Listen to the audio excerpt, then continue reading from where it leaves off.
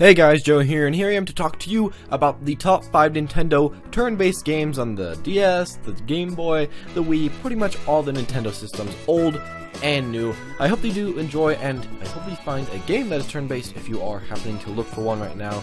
If you do enjoy, make sure to like and comment down below what top 5 you would want me to do for the next week, and I will get down to that, but let's get this started.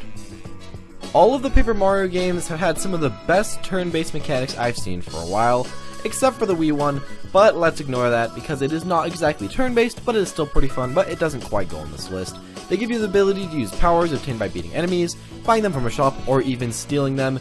You are supplied with a buddy that follows you around and let you do well in battle. Another fun function of the friends is that they could allow you to react to the environment and change shape sometimes, which is really cool. The game story was okay, but all in all, the company supplied a lot of fun challenges that was still easy enough for a kid to comprehend. Long ago, Nintendo had created the greatness of the Dragon Quest series.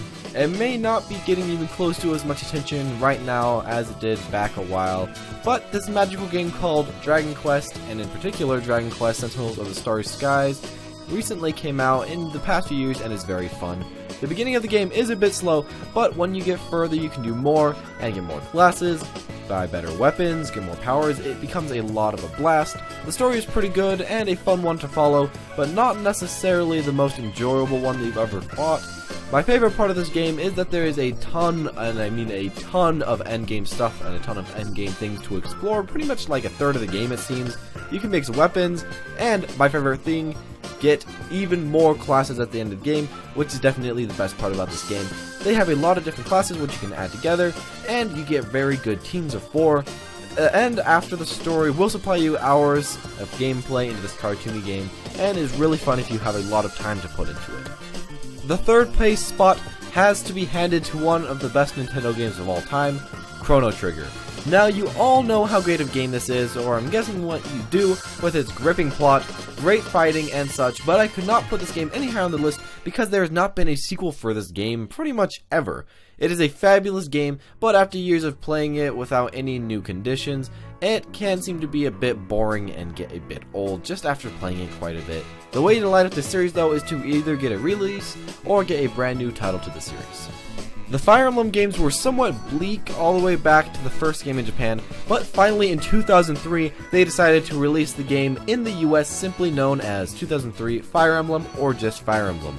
This game was one of the high points in the series and still has to be one of the best games in the series ever all the way back then. In these new years we have been blessed with Fire Emblem Awakening, another great title for 3DS, but for Fire Emblem fans, this isn't the end. A brand new Fire Emblem game is coming out in the near future that seems to hold even more promise than Awakening, having you choose a side and fight for who you want to, receiving 2 full plot lines even though you can only start with 1. If you want a wonderful time with plot and a unique fighting system, Fire Emblem will be a great pickup, let it be the old games or the new ones. My number 1 choice for the best Nintendo turn-based game has to be placed into the capable hands of the Pokemon series and Game Freak. This series has been going on for years on end, ever since the original Red and Blue or Green, and has not strayed far from the starting concept. In the newer games, there are usually a little gimmick here and there, but for the most part the battling is just the same, just with a few new additions. Especially my favorite part being the physical special split, which made a lot more Pokemon usable. Ever since the start, it has been a must-play, and has given multiple people some great nostalgia. My favorite thing coming from the series is that it has a terribly bad, but very funny to watch anime, let it be the old one or the new one. Even though the new ones are good, the old ones definitely are the best from the amazing terrible moments. It is a surprisingly competitive video game that will supply you with stats within stats like EVs and IVs, and a lot of other things like special moves and all these things that you can't really get into. If you ever want to play a oldie but a goodie, then give Pokemon another shot. Thank you guys for watching. If you did agree with this list, make sure to smack that like button. Let's get 5,000 likes.